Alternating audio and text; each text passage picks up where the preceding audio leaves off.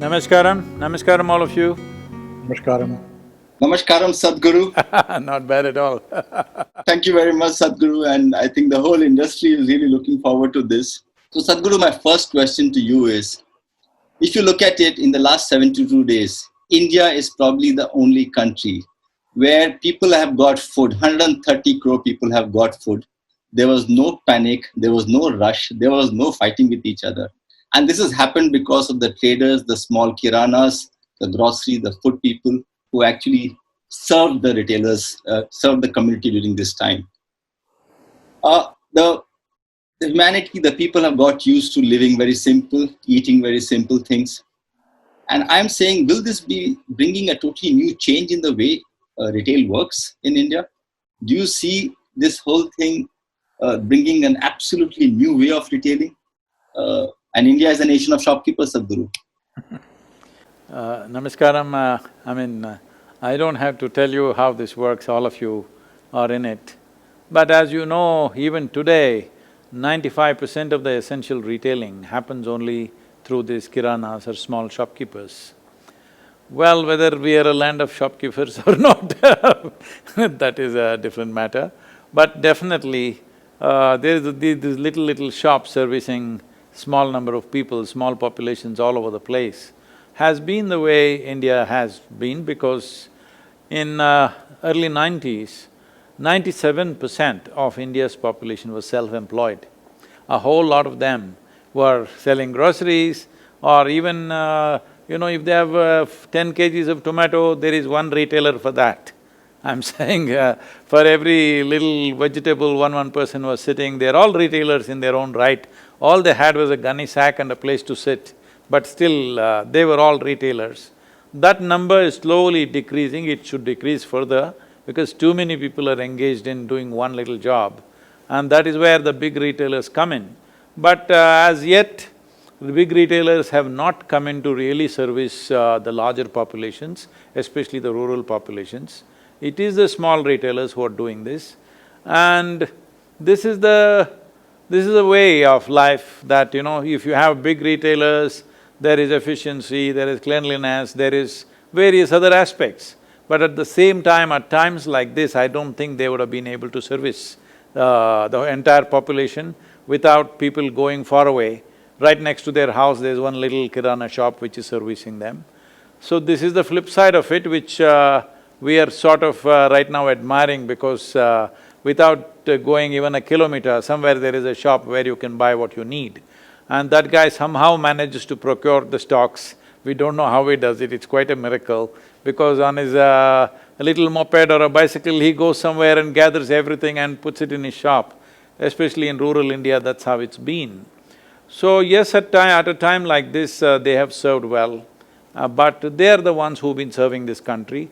Tell me if I am wrong, I think in my understanding, probably the big retailers have come into play only in the last 10 or 15 years, max, am I right? Yeah, about 15-20 years, Sadhguru. Okay. So, before that it was all these small retailers. There are many negatives to that also, in terms of quality of product, the weighing aspect of it, which is a big issue with small shops. All these issues are there. But at a time like this, we are admiring everybody who serves us, so definitely they have served the nation well at a time like this. Sadhguru, what about Europe and US? I mean, in this 72 days lockdown, they've also got locked down inside. They haven't been able to go to shopping malls and shops. Habits are changing. Do you see the world will become very minimalistic? The world will change in terms of the way they shop? Well, if you don't have money in your pocket, you will become minimalistic.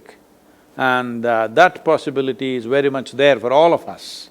Irrespective of what is the nature of our activity, all of us it depends how long the virus lasts.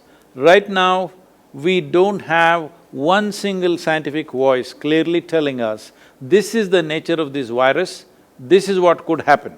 There is not one single voice. Every day it is changing. I was talking to the global, Asian doctors in the world, and they were telling me, every day they're publishing 128 new papers on COVID.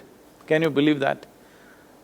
128 new papers being published per day right now in the last 60 days or so. So that is because every day they're discovering new things and everything is one paper. Who is going to collate all these papers and say, okay, this is the nature of this virus, this is what we can do. We have no clue about the virus. Right now we are only trying to contain or control human behavior. That's the only thing we know. We just don't know anything about the virus.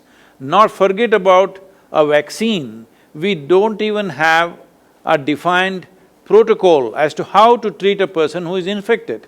Because for one person it's a respiratory problem, another person's liver is going bad, another person is having stroke, all kinds of things, variety of things. So we have never really faced anything like this.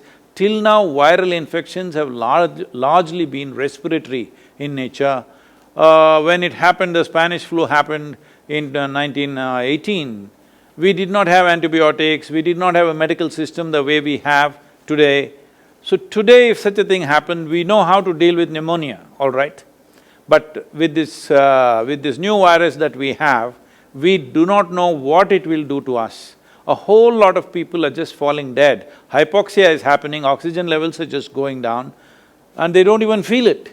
They just go to bed, lung collapses and they don't wake up. Hundreds of them are not waking up in their beds, and we must know this, they are not counted as COVID casualties in any country.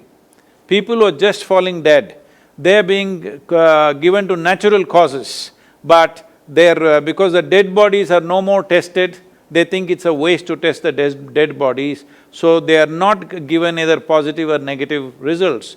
So the number of people who are simply falling dead alone, especially in United States, people living alone, just falling dead in their homes, that number is very big, but we are not counting those numbers as COVID casualties. So having said that, right now one thing is the fear of stepping out is controlling people's shopping instincts.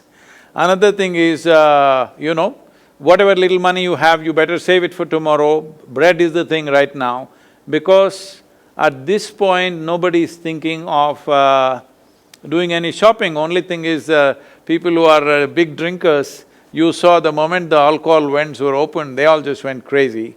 In one day, on 8th of May, in a single day, Tamil Nadu government sold 170 crores worth of liquor. In a matter of few hours in the evening, they just opened and boom, it just got sold out. So there are some essential things which will sell like that. Rest is all non-essential, even bread and rice is non-essential. Alcohol is super essential right now. So many things will come down because people don't have the money in their hands. But now all this depends on how long will it last. I don't know, my gut feeling is probably by September, mid-September, early October, India should be quite back on its legs. Economy should be working hard, maybe it'll not reach that place, but at least everything will be functional. I somehow feel that way, but there is no data to support my gut feeling. There's not one single data which says, yes, this is possible, because data is all confusing. The data that you see right now, what we thought is infection just 15 days ago, today you see Mumbai, Chennai, Ahmedabad, Delhi, everything is just going nuts, okay? And now all these migrants who have gone to the villages, to what extent they will take it to rural population, you do not know. Generally, I believe rural population is far more resilient in terms of their immune systems. They may not be affected, but they are not the big shoppers. The shoppers are in urban centers, and urban people don't have the same immune system that the rural people have, so they will be very, very cautious. And you heard some Mumbai businessman hiring a A320 to transport 4 members of his family. You heard that. So that's wholesale tickets, air tickets for retail usage, all right? You're buying a whole plane to transport 4 members of your family, because that is the level of fear that is there, you don't want to get it. And right now, I think that is a fundamental responsibility all of us have, that through this whatever period it is, 3 months or 6 months or 12 months, one important thing is all of us must stay alive, because that's the main thing that we need to do. Other things are next, we can shop later. I know this is not an encouraging thing to say, but Right now, staying alive is most important because it's not a joke. It's not a joke, it can just get you or me or anybody, just like that. And who it'll get next, we don't know. Irresponsibly, people are talking about herd immunity. Scientific terms are being thrown around in the media, well, let's go for herd immunity. Herd immunity means your infection levels should go beyond 70% of the population. If infection happens to 70% of the population, it means that we will wipe out the geriatric population in our societies completely. Those over 75, 80 years of age, we will just wipe them out, and children below 1 year of age, most probably we will wipe them out. And in between, what all complications, health complications we create, we do not know, because it is no more just people in vulnerable age group who are dying. A whole lot of medical professionals, about 142 doctors have died in the world. Most of them are between the ages of 42, 55, 60, within 60. But many of them have died like this because of the level of exposure. So what level of exposure we are into depends on many things. Right now, they announced, airlines will open up, but a whole lot of flights, I don't know the number, but a significant number of flights never flew because not one ticket is booked. Nobody wants to go. Because particularly an airplane where there is circulated air, till we come up with some kind of purification for the circulation so that it will disinfect the air, and I don't know what complications that will bring in, changing the airplanes to be capable of doing such a purification process, all this is too much work. It can't be just done overnight by anybody. So having said that, I think the only thing that we know how to do right now about the virus is social distancing. If now, I'm saying from today, the entire world, or at least India, let us say, if every human being just stays away from every other human being for 15 days, virus is finished. Do we have that commitment, discipline to make that happen? That's a big question. Already it is whatever, say, what is it, 72 days, is it? Yeah. That is par on the golf course. So, people are frustrated, now they're beginning to talk, I don't care if I die, but I need a haircut, I need to go to the restaurant, need to go and attend to my business. This kind of frustration is building up, and it'll be very difficult to contain populations like this for too long. Actually, it's quite incredible, especially the Indian population. Well, certain amount of enforcement has been there, but I feel for the size of population and the diversity of population that we have managed to do an effective lockdown, which is incredible, though a few irresponsible people have been doing things, but largely majority of the population has done this. I feel it was a very, very politically, economically and socially an extremely bold step that the government took, and people have cooperated largely and made that happen. But as you see in the big cities, we are realizing it's not enough. The moment we get back to activity, now Chennai is spiking up like anything. We thought Tamil Nadu is totally in control in the beginning. First 21 days, we thought we are doing great. I spoke to the chief minister and he said, no problem at all. Within another 7 to 8 days' time, we will make it zero. But see where it's gone. All it takes is 15-20 people to come from elsewhere and that's it, it'll burst open. So now we are fearing second wave. Even when the Spanish flu happened, the first wave started in January, February, it took a certain number of people. But the second wave which came in August, September, that was the real killer with Spanish flu. So now in United States, they're expecting somewhere between October end to December, a second wave, which they believe which will take 5 to 10 times the number of people that it's taken right now. This is the estimates we are making, but nobody knows for sure. This is a fact. I've spoken to many doctors, scientists. The real thing is, nobody has a single clue exactly how this virus is going to behave. That uncertainty is a terrible problem for every business. Yeah, Sadhguru, when you said non-essentials, I mean in India and around the world, 40 to 50% of retail business is non-essentials, which is non-food and grocery. And our estimates and our research and survey, when we looked at the cash flows and the amount of money the businessman has, whether it is small business or large corporations around the world, we are seeing about 25 to 30% of them saying we'll not be able to survive even June end or July end because there's no cash left for them. And they are responsible for India, maybe about 25, 30 million people, 40 million people, globally maybe much more. So there's a huge amount of fear and anxiety from small businessmen to large businessmen who are responsible for people, employees. And one has to really see how they will look at it. I mean, it's a tough time for them, Sadhguru. It's very, very tough. No, these are challenging times, no question about it. Very hard times for everybody. For individual people, daily wages, what difficulties they're going through. People who employ them, you're talking about your difficulty. Industries, because retail is the front end. The first thing that needs to recover is retail. If retail doesn't start rolling, then what is the point of manufacturing? It is very important, the front end should start rolling first. I think the government has a plan, I know they have not spoken much about it right now, but they feel there is a plan for the retail that they will unfold over a period of time because they understand that first thing is to create demand, then only manufacturing will naturally pick up. But as you know, all the workers have left for their villages, they're not going to come back all of a sudden. In my estimate, I think at least 70% of them will not come back till Diwali. They will not come back because they would like to participate in that agricultural pattern which will go on from July to October, November.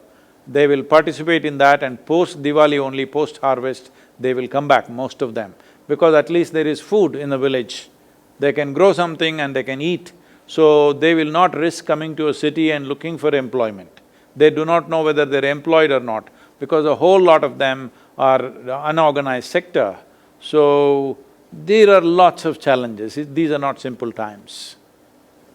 Sadhguru, I have Simon who's based in Cape Town, South Africa. Similar issues, similar challenges, but he has a question for you. Simon, go ahead. Sadhguru. Namaskaram. In the month of April, I was to be in South Africa, but I called it off. We were waiting for you, but we didn't see you arrive, so we understand.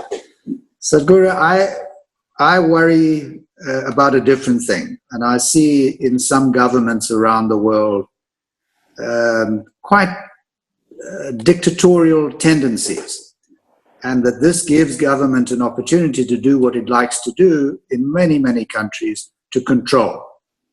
And I have a concern about this. I think my own country started to look as if it was doing that, and under the leadership of our own president, has managed to pull itself back from the brink and is behaving, I think, in an appropriate way.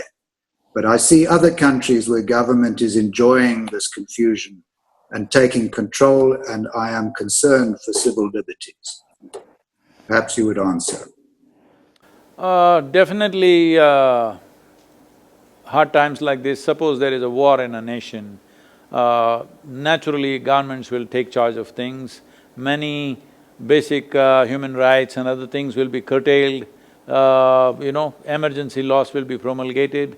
Right now in India, we have an epidemic, there's a law for epidemic from 1876 or something. So that gives sweeping powers to the government. But at a time like this, I wouldn't worry so much about that, because right now staying alive is most important. Maximum number of people must stay alive, it's very important. For this, controls may be needed.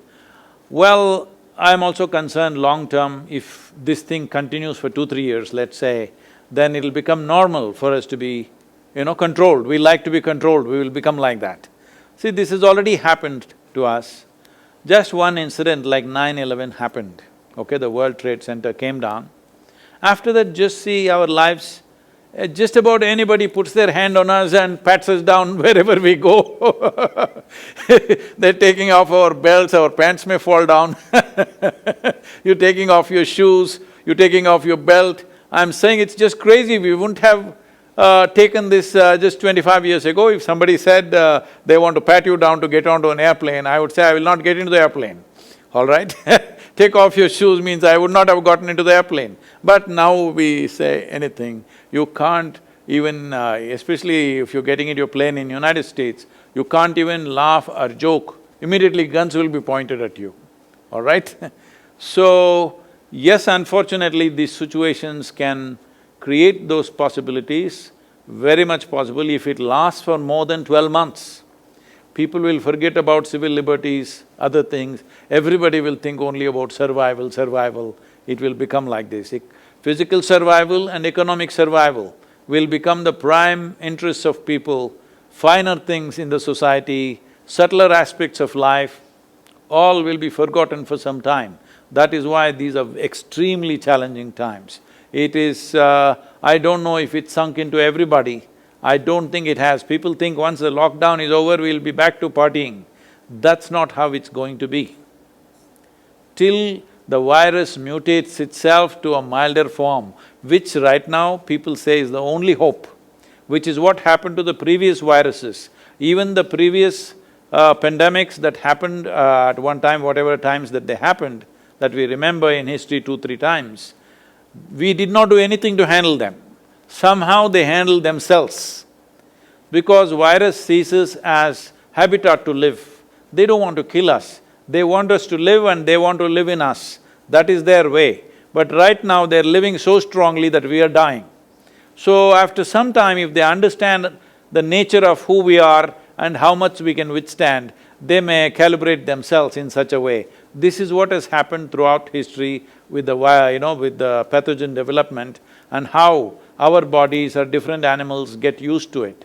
So we really don't know anything about it, we don't have a clue what we will do about it. We are only talking about controlling human behavior. So retailing, if it opens up, no contact retailing you have to do. That means once again, you have to bring various dispensing machines and this and that. That means millions of people employed will all go. So right now, in my opinion, this may be a very harsh thing to say at this point because people still feel everything will be fine in the next month or so. But if the worst case scenario is, in every nation, one thing we must do is, we must keep the agricultural production fully on. This is most important because we have to make sure there is no starvation. We don't know whether they will buy it in a shop or it will be given to them free or something else will happen, we don't know. But we must have food in every nation. Whatever the amount of population we have, for that we must have food stored up. This is important, that is why the agricultural activity in every nation is most important. Right now for us, the monsoons are just impending, this is the time when everything needs to happen. In rural India, the activity is on, at least in southern India, it's very on. It's important, if not anything else, at least the basic cereals must be there in substantial quantity. Otherwise, we will have to face starvation deaths.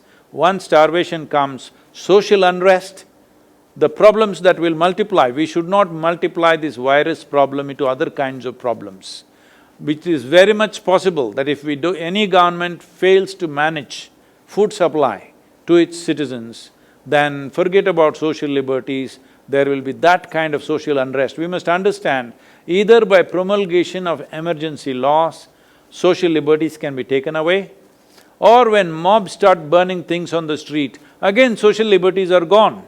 I would prefer it comes from the government, because when the situation is over, we can say withdraw this, we can put pressure on that.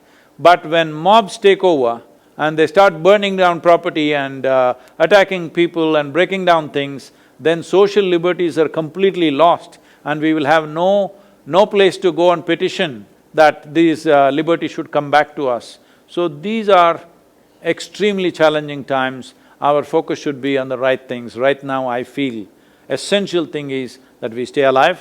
Next thing is we ensure there is substantial food production in every country.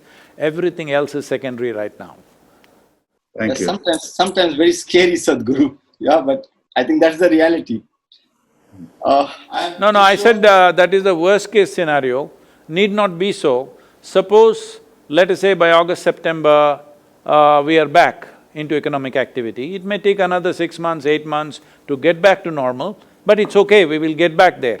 But if this virus threat is so serious that people are not willing to come out for next 12 months, then it is a serious issue. Yeah, Kishore has a question for you, Sadhguru. Kishore, go ahead. Namaskar, Sadhguruji. Namaskar. In our ancient text, there has been references of yuga change.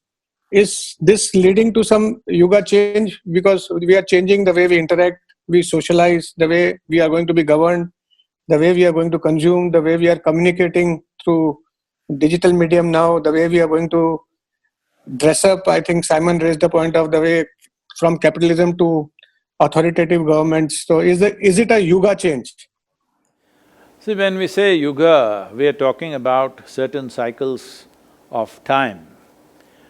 When I say certain cycles of time, I don't know if this is a platform where I should go detail into this, but essentially what it means is the solar system is going through a certain cycle. This cycle takes approximately 25,920 years is one full cycle. A half a cycle is 12,960 years. So, the first dimension, this is in terms of the solar system, its nearness to the super sun around which it goes. Depending upon its closeness, accordingly, the influence of the sun… See, right now, the influence of our sun is minimalistic right now. You know this? Solar minimum is happening right now. Solar flares are at the minimum, solar minimum is what we are going through. So similarly, the distance between us and the sun decides which is summer. Say right now in South Africa, they are saying it is winter for them because it's southern hemisphere. Why is it? Your distance or your angle of, like how you're facing the sun decides whether this is summer or winter. Similarly, with reference to the solar system itself, in relation to the super sun, this cycle is going on. So the four yugas that we have talked about, the Sat Yuga is always the longest one. It is approximately 5,184 years is what the calculation says. Treta Yuga is 3,888 years. Dwapara Yuga is 2,592 years. Kali Yuga, which is furthest from the super sun, when there is very little influence from that, because of that human consciousness will go down, various other things will happen. This is only 1,296 years. Kali Yuga began in the year 3,140 BC, that is a little over 5,000 years. Kali Yuga ended in 548 BC and Dwapara Yuga has been going on. Dwapara Yuga ends in 2082.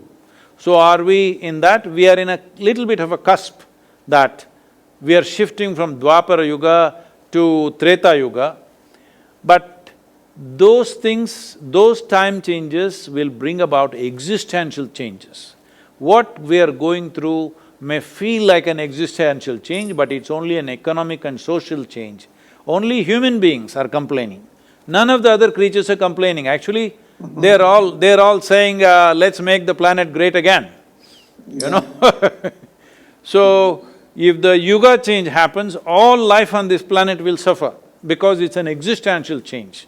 So this is only a social and economic change, only human beings are complaining, and even a lot of human beings who call themselves ecologists and others, they're saying these are good times because this mad consumerism is going away. This is just the wrong thing to tell the retailers and people who are involved in business.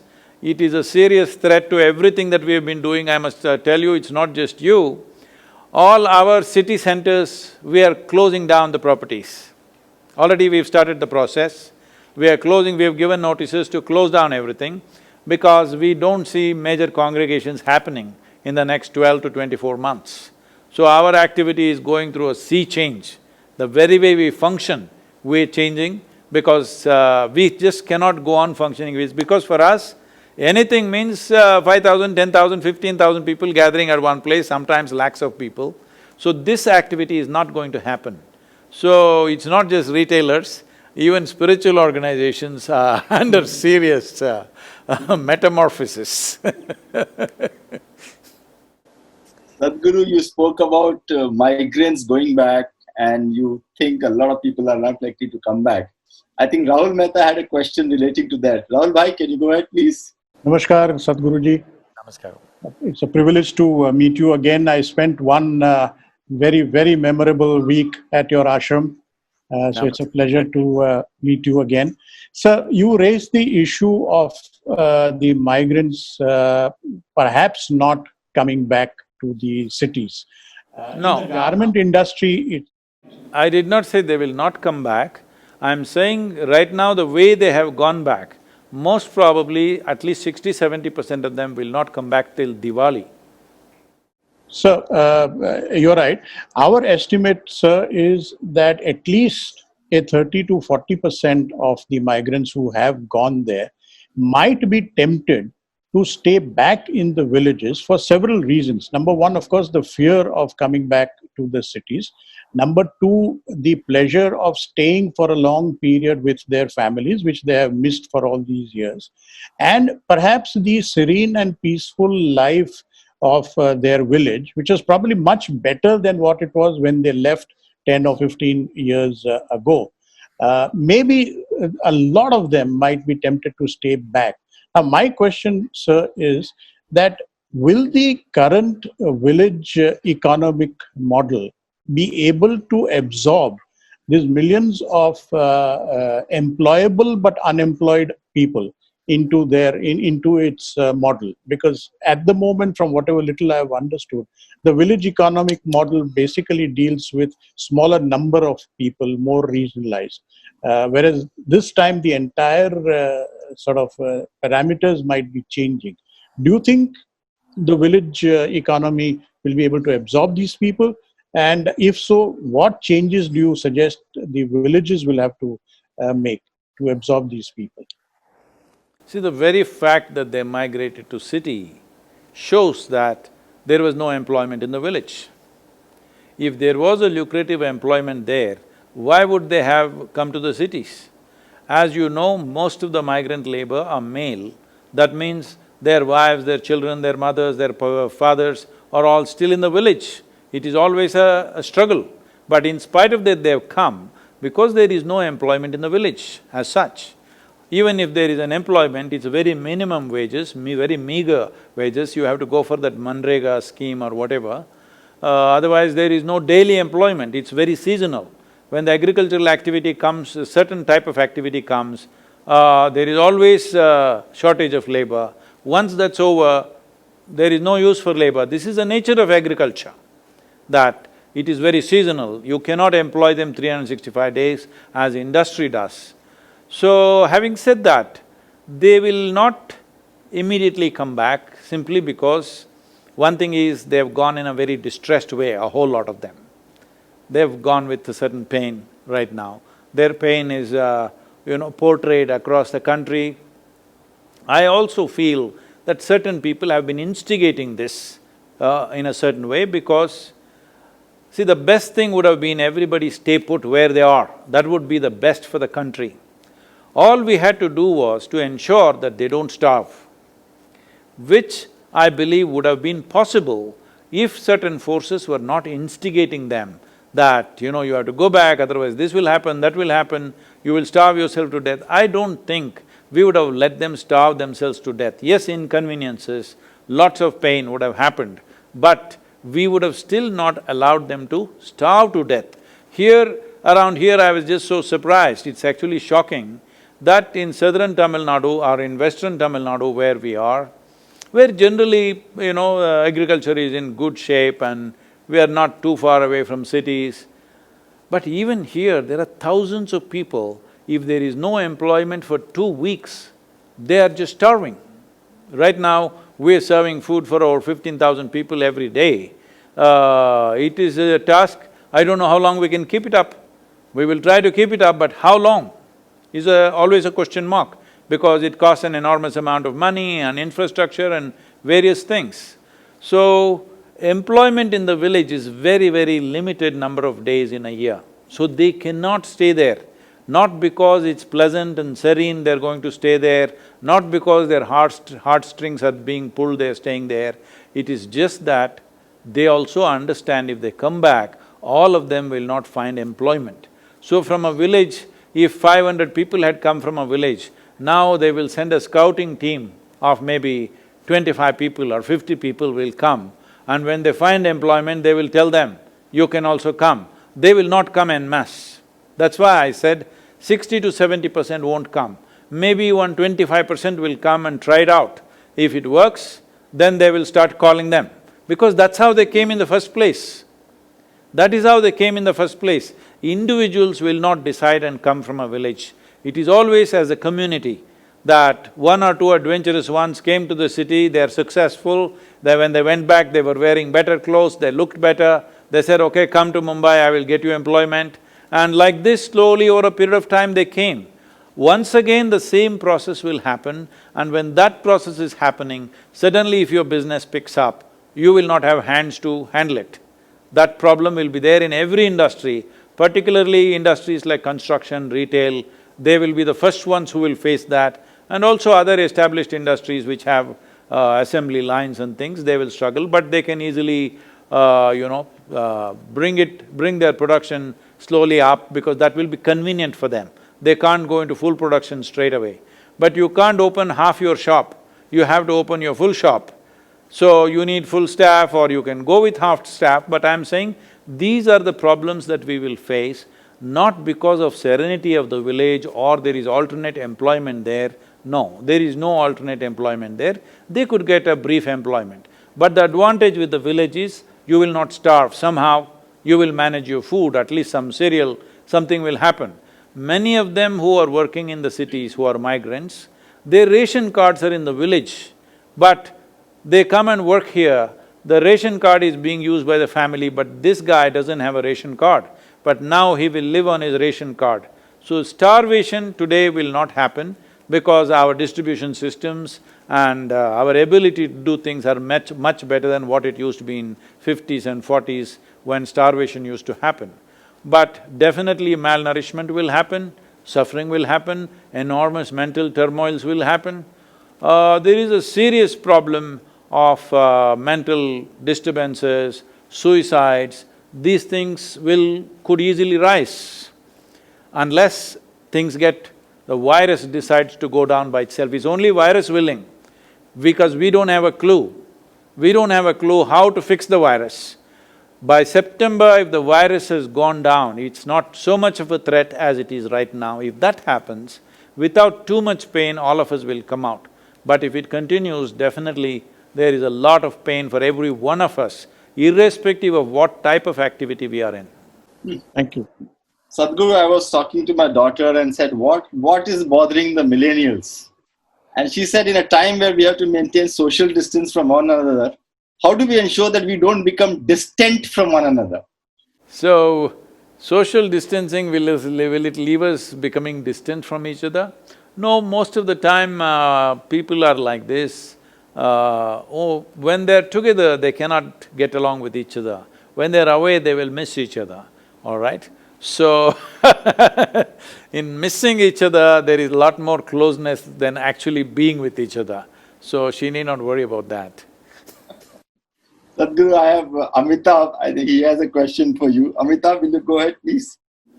Namaskar. Namaskar, Sadhguru. Namaskar. Nagesh, I'm going to change my question, because what Sadhguru has said in the last 45 minutes is actually… It's your question. Sadhguru, my privilege to be with you today, and thank you, Nagesh. Sadhguru, I want to ask you, India is the youngest population in the world. 60% of us are under the age of 30. But they are also living in a turbulent, unpredictable, and complex time in this world of constant flux and change which is happening. I have two children. My daughter just graduated from a design school. My son is now going into a design college, wants to go. I'm actually, this is a personal question, but the way you said the whole thing in the last 45 minutes, I had to ask you this. For the young, just starting out their adult lives, this is causing confusion about their identities, anxiety about self-esteem, and also fear about their futures. How would you advise us and tell us what should we be guiding them? What should we be telling them? And what should be the way forward? Because I'm also, there are no words to explain to them what's happening and what's the future all about. See, let us understand this. We are talking about an uncertain time. That means we do not know what will be the status in the next 15 days or 30 days or 60 days. We do not know, that's a fact. First thing is we must come to terms with that. Everybody is making plans. Don't make any plan right now. Just sit and observe how the situation evolves. When the situation becomes appropriate for us to act, we must act, whatever the nature of our activity. Whether you're doing design or retail or spiritual process, we must sit and wait and watch, because uncertain times means just that we don't know what is the next step.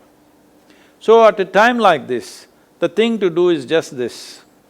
Because if there are challenging times, the only thing that you can do is, you can keep yourself at your best to handle the challenge. But when there are challenging times, people think it's their right to become anxious, people think it's their right to become depressed, it is their right to become frustrated. No. When times or situations are challenging, what it means is, in some way it's turned against us. Now, somebody is these wave surfers or wave riders are there, you've seen at least in the movies or documentaries and things like that. Somebody is riding a wave. What is his dream wave? A tsunami, What everybody thinks is a disaster is his peak adventure, all right? So right now, we don't know what is the nature, size and force of this wave. How far it'll hit us, we still don't know. So right now, making plans and your plans crumbling after 15 days, again making plans and crumbling after 15 days, don't waste your time like this. Sit back, don't get frustrated. All you have to do is, this much you can do. Another 15 days, definitely there's going to be lockdown in Mumbai for sure, probably more. Make yourself 10% physically better, mentally sharper, if it had 10%, emotionally 10% more balanced, and whatever work you're doing, become 10% better, striving to be better. So when challenge comes, those who are better will function better. Those who are not will get wiped out. This is the nature of life. So this may sound pessimistic, I'm not pessimistic, I'm just being realistic. Because you make plans about a situation that you don't know, what is the point? You're just trying to be engaged, that's all. No need to be engaged, right now it's locked down. Sit back, watch the situation, make yourself better. When the situation comes, what kind of situation we will see? We don't know what. Well, we are calling people, we've started calling doctors and nurses and medical personnel as warriors. So it is some kind of a war. See, India has seen, for example, 4 wars, but thanks to our brave soldiers, the war happened only on the borders. If they didn't fight well, the war would be happening in the city. So we have never really seen a war, that's what I'm trying to say. War was happening only in the newspaper and the television, all right? Only in the newspaper, because the war was fought on the border. So if war happened in Mumbai city, this means your house will get bombed, if you go out you will get shot, if you go out before you come back your house will be gone, your family would have evaporated. This is war. So compared to those kind of wars, the harshest time in our lifetime this is. Still, if we behave responsibly, we will live, we will see tomorrow and we will create a day after tomorrow the way we want. Don't try to create a tomorrow because we don't know what is tomorrow. We must allow tomorrow to come to us and create a day after tomorrow the way we want. Sadhguru, Simon has a question for you. Simon, go ahead.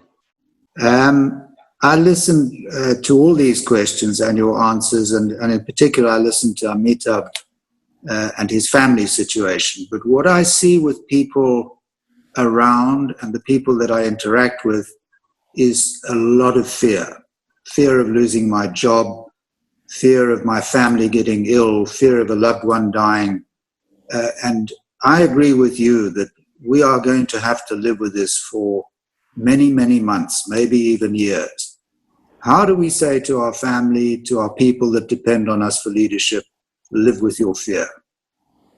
See, Simon, I don't know what is the nature of your work that you have done, but most probably I can ask you boldly, or I can assume that In your entire working life, you never had a 72-day break, did you? I never had a 72-minute break. And I'm a shopkeeper, like many on this. I must tell you, in the last 40 years, I've never been home for more than 12-15 days at the most. In the entire year of 2018, I was home for 32 days. Now 72 days I'm home, sleeping in the same bed, because for me sleeping on the same pillow 2 nights is a big luxury. I'm sleeping on the same pillow 72 nights. And I've lived off a suitcase for 40 years, now I'm picking clothes off a cupboard, you don't know what a luxury it is. I'm eating at home the way I want.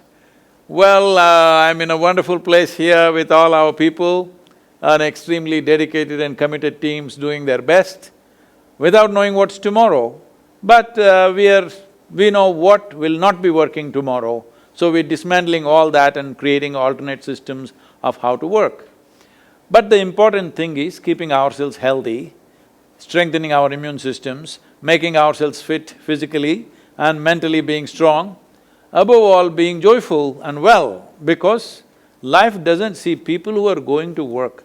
They tell me in America, some studies say that 70% of the Americans hate their work, not dislike, they hate their work. 5 days in a week, if you hate what you're doing, no wonder in the weekend everybody is overdosed. That's the only that is the only break you're getting. So, all these people who are hating their work, now they are so eager to go back to work, that's really amazing. I'm really amused by that. Because people who are stuck outside somewhere, not able to come to their families, their work and other things, they were always complaining they didn't get time to spend with their families. Now they're stuck with their families, now they're so eager to get out. So the problem is within the human mind. We as human beings, most human beings, we have not learned how to handle our own faculties. This is our problem. See, between other creatures and us, one significant difference in terms of faculties is, because of a certain evolved state of our neurological system, we have a very vivid sense of memory. It is because of this vivid sense of memory that human life is far more complex and rich compared to any other creature's life. They don't have the same sense of memory. We have a very vivid and clear sense of memory about a variety of things. Because of this vivid sense of memory, we have a fantastic sense of imagination. These are two faculties which set us apart as human beings. But please look at the human beings, what is it that they are suffering? What happened 10 years ago, they still suffer. What may happen day after tomorrow, they already suffer. This is what you're telling me now. What may happen, they're suffering. If you're suffering that which does not exist, because what happened 10 years ago does not exist, what may happen day after tomorrow does not exist right now. So most human beings are suffering that which does not exist. Suffering that which does not exist is a psychological ailment. Unfortunately, 80% of the population has gotten into this mess, simply because our education systems are always telling us how to fix the world, how to fix the world. Education has never focused on how to fix myself. Without fixing myself, situations are good, I'm complaining, situations are bad, I'm complaining. Tell me, when economy was going great, did you see people walking on the streets with great joy? They're driving their dream machines. Are they driving that in great joy? 2 minutes if they get stuck in the traffic, they're fretting and shooting out of the rooftops. After all, it's your dream car. If you get to stay 10 minutes more in the traffic jam, what's your problem? No, they will suffer immensely. So what they're suffering is not life, they're suffering the nature of their own mind. Essentially, they're suffering their own faculties. Because the problem is this, you know, you heard of Charles Darwin. He's not a South African, he's British, English, all right? He might one day evolve to be a South African. I get that. So, Charles Darwin said something like this, I'm making it very simplistic. A goat could have become a giraffe in 1,000,000 years' time, or a pig could have become an elephant in so many million years' time. But a monkey became a man rather quickly. So quickly that anthropologists think there is a missing link somewhere and they have not found it. The DNA difference between a chimpanzee and a human being right now is only 1.23%. 1.23% is not much of a difference, isn't it? Because physiologically, that's how far from a chimpanzee we are. But our intelligence and awareness is worlds apart from a chimpanzee. So right now, human problem is this, that you have an intelligence for which you don't have a stable enough base. So, human beings are essentially suffering their own intelligence. If you remove half their brain, everybody will be peaceful. So, what is a great boon, what is a tremendous possibility, we have made it into a big problem simply because we have not stabilized our systems. Because evolution happened to us quickly, we need to work on this, stabilize this. So this is what our inner engineering programs are, I don't know, I'll ask them to send a link to all of you. This is what it is about, to engineer yourself in such a way that you are never an impediment. In every given situation, whatever the situation, we have this option. Either we are part of the problem or we are part of the solution.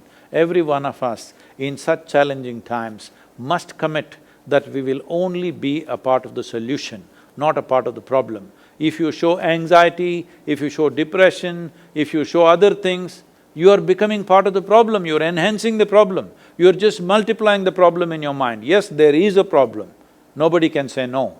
But do you want to multiply the problem or do you want to put down the problem?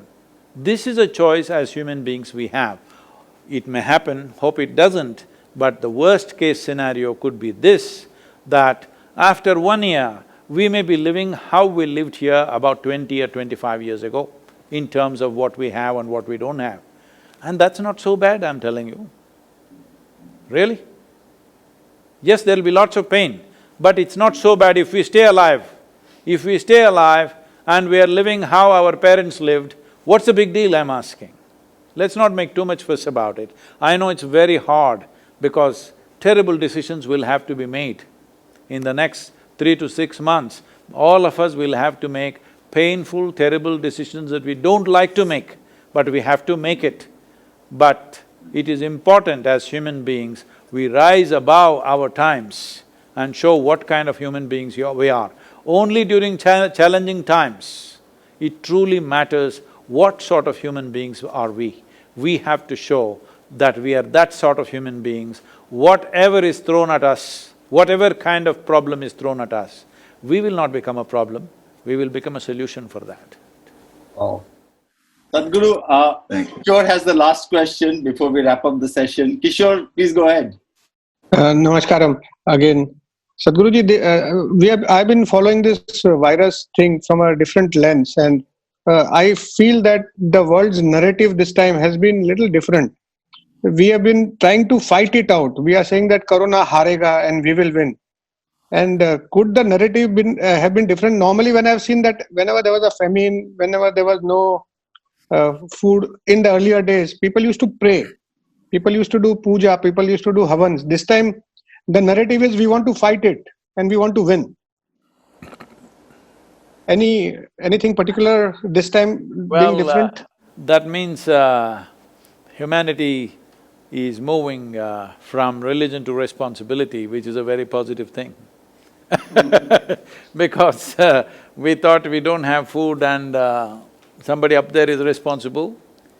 We are able to produce food and you are able to distribute it in your big bazaars only because you see that you're responsible for this, isn't it? So it is time we manage human economy, human social affairs and national affairs. We take it into our hands, that we don't leave it in God's hands. Because what you refer to as God is the source of creation. Can you complain about the creation? It's too fantastic, isn't it? Yeah. In your wildest imagination, you can't imagine how such variety of life could be created. So creation or the source of creation has done its job. how we run this world right now, how we manage this world, how we make products and processes reach people through our retail chains is entirely our business. We should not look up. We should look forward and look inward. Good. Sadhguru, we can keep going on with you there. I mean, an hour just flies off. Before we close the session, Sadhguru, any message for the leadership? I mean, there are so many people who wanted to come on the show and ask questions, but we are limited. But your message and your blessings for the whole community, especially the leaders who are running businesses with millions and millions of people. There are lots of messages we got today, but anything specific before we wrap the session? See, the way we distribute either food or vegetables, either cereals or vegetables or other, daily consuming kind of things, this may have to be rethought.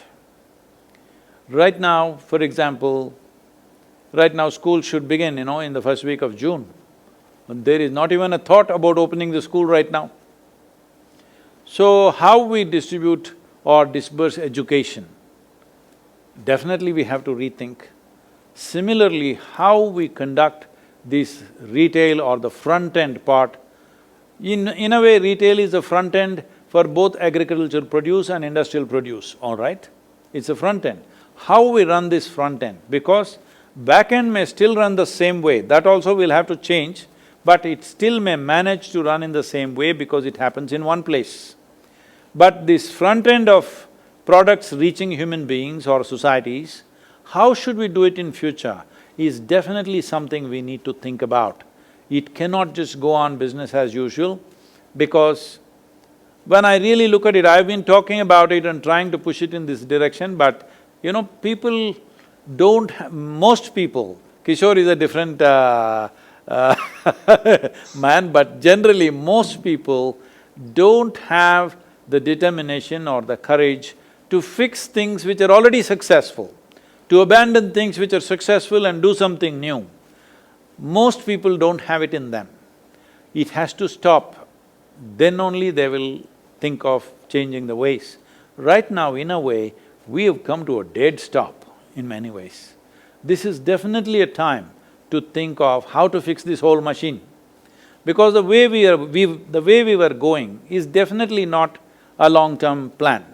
For example, the way we are consuming is not a long-term plan from this planet. In many ways, we are living as if we are the last generation.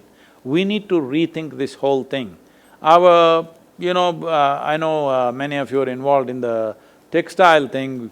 As you know, or you may not know, I launched this thing called Save the Weave, trying to bring organic stuff into textiles and whatever. A small effort, but the important thing about this is the way we're consuming things. From 2000 to 2014, our textile consumption has doubled. It is touching such a point that what our grandparents were using, how many clothes they had, today we have over 25 times of that. So next generation will have 50 times or 100 times of that. So where are we going? What is our plan? We don't have a plan, we are just going blindly till we hit something. Fortunately, before we hit something, viruses hit us. I want you to understand, in my opinion, this may be a very harsh opinion, but please, without prejudice, look at it. Instead of being hit by some climate change calamity or a war, this virus is a soft hit. If we behave responsibly, we can rejig ourselves and come out of this somehow.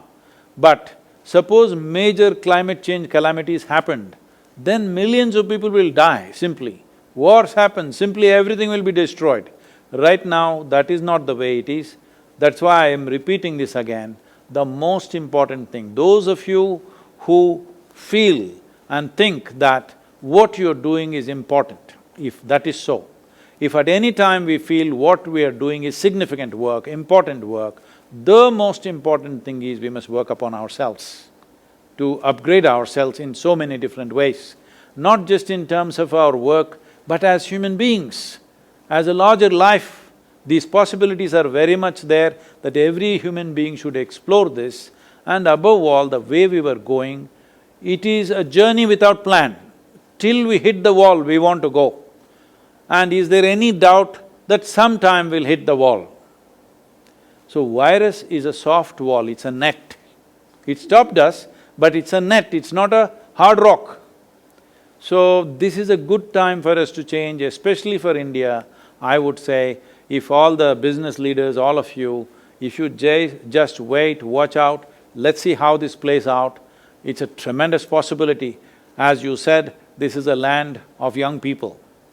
If we rejig our economy, rethink of how to do things in the world differently and have a clear-cut plan, where do we want to be in the next 100 years? If this thought process goes on and we act based on a more long-term approach to life, our life and the future generations. If you can't think of 100 generations ahead of us, at least next 2 generations we must think, isn't it?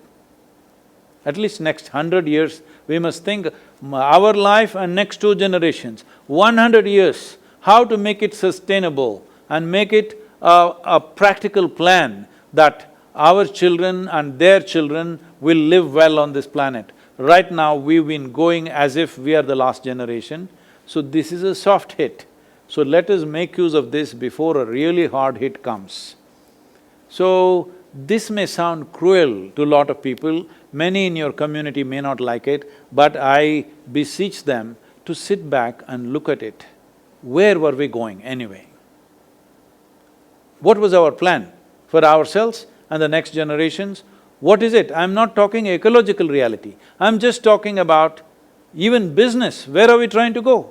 Inevitably, we were going to collapse somewhere, isn't it? Now we've given a soft stop. A nation like ours, which is a young nation, can very easily bounce back if the leadership doesn't lose their heart. So don't lose your heart, don't lose your mind, don't get depressed, frustrated, let's wait, make yourself fit, everybody work to make yourself physically, mentally, emotionally stable and fit and energy-wise very effervescent. We can provide you all the tools that you need to make this happen because the future of future generations is in our hands. The future of the nation and the humanity is in many ways in our hands. People who are in our age group right now, people who are between 40 to 65 years of age, these are the people who have to do the best possible things in the next 6 to 12 months. Only then there is salvation for humanity. Sadhguru, thank you so much, and we're looking forward to your blessing to continue and learn from you and take it on, Sadhguru. Thank you so much, Sadhguru. Thank you, sir. Thank you, Sadhguru. Thank you. Sorry if I've been very harsh in my thing, but if I don't speak what I see as true, I can't digest the food I eat, that's my problem. But Sadhguru, we came to you only for this.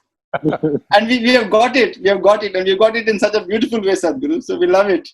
We love it, Sadhguru. Thank you. Thank you, thank you. Thank you.